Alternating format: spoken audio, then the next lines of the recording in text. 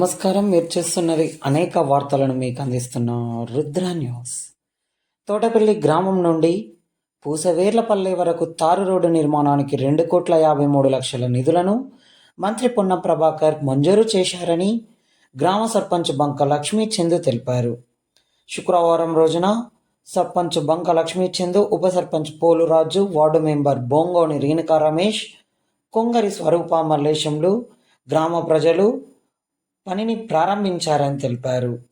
తోటపల్లి గ్రామ ప్రజల తరపున, పూసవెల్లపల్లి గ్రామ ప్రజల తరపున, రైతులు, గౌడన్నలు, యాదవులు ప్రతి ఒక్కరి తరపున మంత్రి పొన్నం ప్రభాకర్కు కృతజ్ఞతలు తెలియజేశారు.